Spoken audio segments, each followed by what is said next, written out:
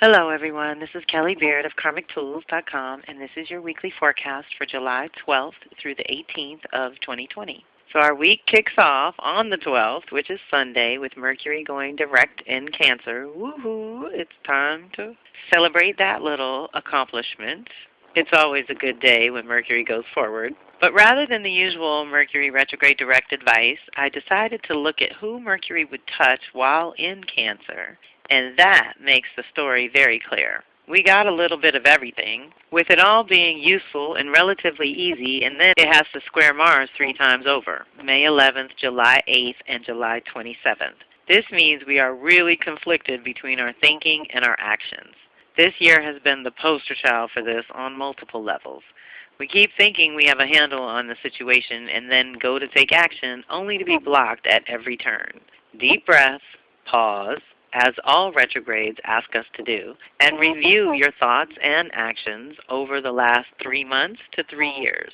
Let's look at it like this.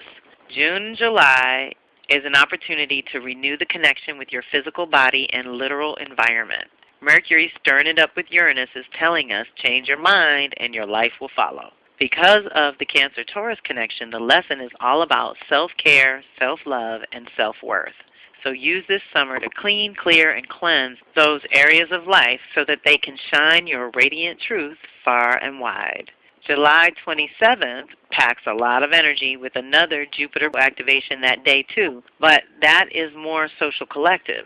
Here we're talking about Mercury thinking squaring off with Mars actions and choices in Cancer Aries, which again brings us back to self-care, self-love, and now self-mastery.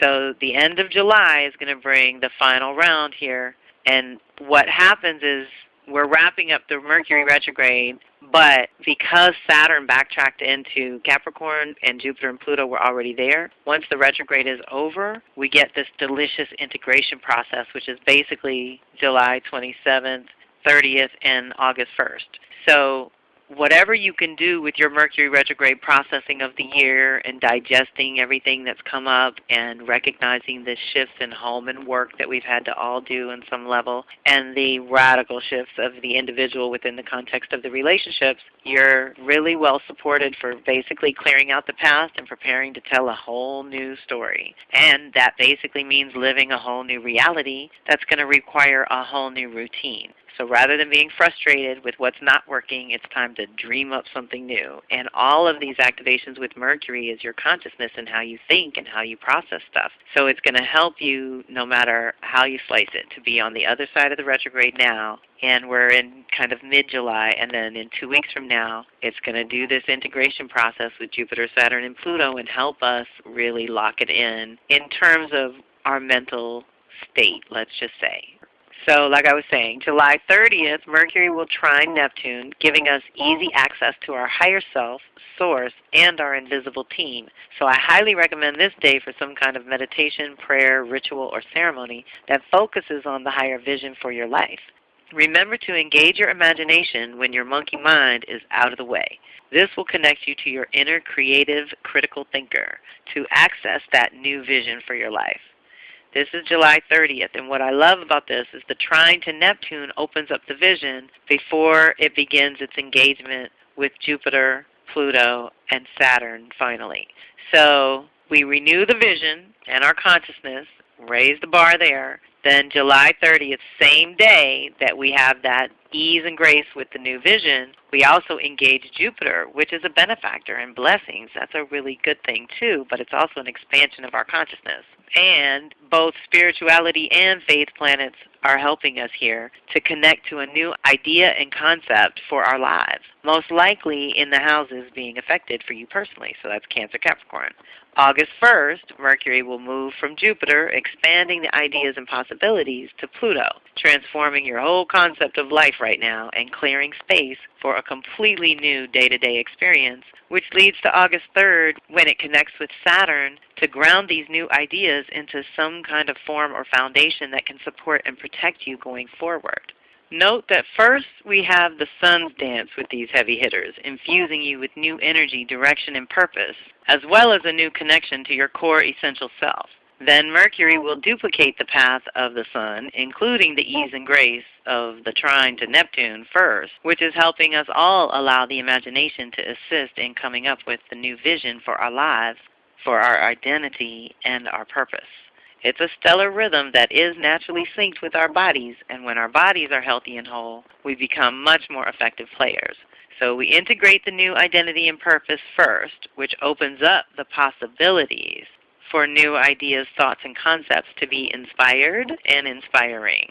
So here, mid-July, it's the Sun trining Neptune and opposing Jupiter, Pluto, and then Saturn next week. Later in the month, 2 weeks from now, it's going to be Mercury, kind of changing our thinking. So see how we still have 2 weeks to ride out this Mercury retrograde, let it get through its shadow period before clarity will begin to come. But right now, something's lighting up. Same day on the 12th, the Sun trines Neptune and triggers your idealistic, altruistic inclinations. But remember that help has to be invited. If you have the energy to share and to spare, then dedicate yourself to something greater than you. Choose a cause to support or help those less fortunate for the sheer pleasure of giving without expectation. If your energy is low at this time, it is better directed inward. If you can, take some extra time in intentional solitude, praying, meditating, and connecting to Spirit this week. You will be rewarded with deep revelations and mystical discoveries within you. It's a great time to do divinations, ritual, or ceremony if you're into that. Your intuition is heightened also, so pay attention to any messages that come through or to you. Try to use this energy to reflect on where you are and dream a little about where you want to be, mentally, spiritually, and physically, in 6 months to a year from now. So deep breath. That's Sunday the 12th. Mercury goes forward, Sun trines Neptune. So we get this little push in our consciousness to connect to the new vision. It's also last quarter moon in Aries. So again, we're feeling like we want to make some decisions, but hopefully you're also focused on yourself and your needs and your desires. Then the 14th is Tuesday, when the Sun will oppose Jupiter. So here's the other thing. You know me, I like to look at the order. It's going to first oppose Jupiter, changing our truth and story. Then it's going to oppose Pluto, facilitating the transformation of the identity and purpose for you, the individual, before next week opposing Saturn, asking us to ground and anchor something into the foundation that can be useful going forward over the next 6 months. So this energy is a double-edged sword with Sun and Jupiter, because of course Jupiter makes everything bigger. It also makes you feel positive and optimistic usually, which is a good thing, but it can also be prone to excess, which brings us to the philosophy of anything in moderation or balance in all things is what we need with this particular activation. So be positive, but be alert too. Beware of the urge to overdo it or overextend yourself on any level. Use this energy to tap into your courageous side and attempt something that you have avoided out of fear or doubt. There is a push-pull going on between your ego and your enthusiastic child within, which demands that you find a proper expression for this energy. Also beware of your enthusiasm provoking you to try to get others to see it from this point of view. You always have to be mindful of the fact that everyone is on their individual paths and may not be ready for what you're bringing, and that's okay. Focus this energy back on yourself and it'll serve you well. This energy tends to bring out the self-righteousness in us, and that rarely leads where you are trying to go. What this energy is trying to tell us is that certain aspects of yourself and your spiritual development are coming to a head, and decisions need to be made which will affect your future. Pay attention and try to get the lesson and the blessing of whatever is happening this week, because it is trying to guide you to a new level, ready or not. Also keep in mind that it is in opposition, which always reminds us to watch for extremes and practice coming back to center. The truth is, you are 6 months into something that requires some integration. If you stabilize now, you can expand your life in positive ways and with more ease and grace down the road. So deep breath. Then we move to the 15th, which is Wednesday. Sun opposes Pluto. This energy can and will create very intense encounters with others, possibly revealing things about yourself which you may not have been aware of, misunderstood, or have chosen to ignore thus far. This energy provokes power struggles and or challenges with authority figures where you may have to stand up for yourself. It can also make you more aggressive, intense, or overbearing than usual, creating or attracting these kinds of situations. If there are any problems within a relationship, personal or professional, this energy will often force things out into the open. It will be much easier on you if you can open a dialogue with the express purpose of clearing the air and proceeding to a new level in your relationship by choice.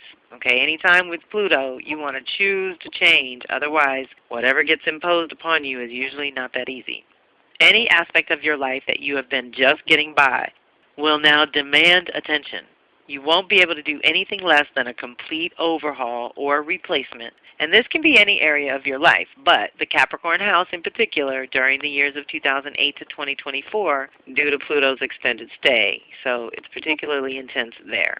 Let's put it this way. Anytime Pluto is involved, there is usually complete destruction of the current XYZ, fill in the blank, to make room for the new and improved. This new and improved is usually by the universe's definition, but you get a vote and you can consciously choose as well. Ultimately, this is a good growth and development type of energy or activation, pushing you to the next level, ready or not. Here you come, so use the energies available to strengthen, fortify, and prepare for your own personal transformation. Also consider your drives and direction about 6 months ago and where you want to end up 6 months from now. This is an integration, which means a time when the depths of your soul self can commune and bond with your surface personality or conscious self. Like the conjunction in January, which was January 13th, 2020, about 6 months ago, this is about how you direct your personal power on your own behalf, and often breakdowns precede the breakthroughs.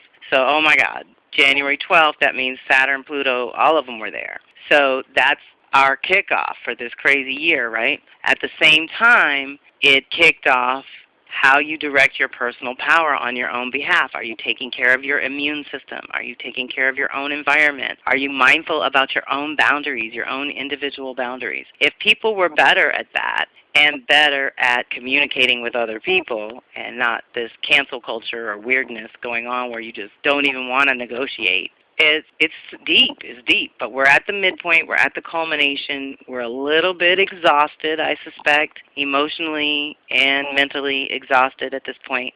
So the self-care piece is really big. June, July, August, take as much time as you can to down-regulate and time out from the intensity that is happening this week for sure as well, leading to the new moon. So there's this emptying out, transformative energy for the week of 12 to 18, and then we have our new moon in Cancer on the 20th, which is also flipping the rhythm of our new moon, full moons. So going forward, we have the full moon in Aquarius preceding the new moon in Leo.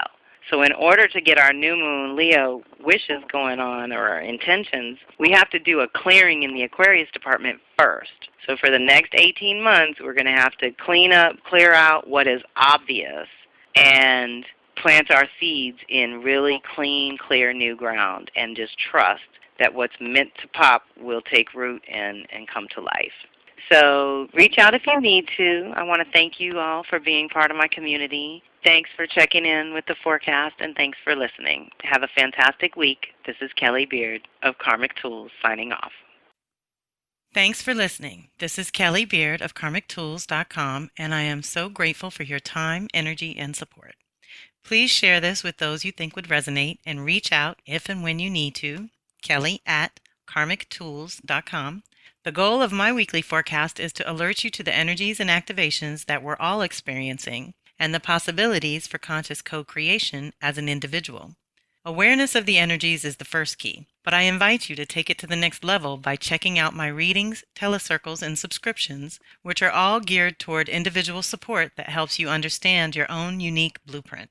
My specialty is cycles and patterns, and I love helping people figure out their own within the context of the social and collective rhythm. To some, working with their own cycles and patterns is a completely new and foreign concept, but there are many planetary cycles that coincide with natural life cycles that allow us to co-create in mystical as well as practical ways. I create custom tools that I have tried and tested myself for over 30 years, and I do the work alongside my circle every time.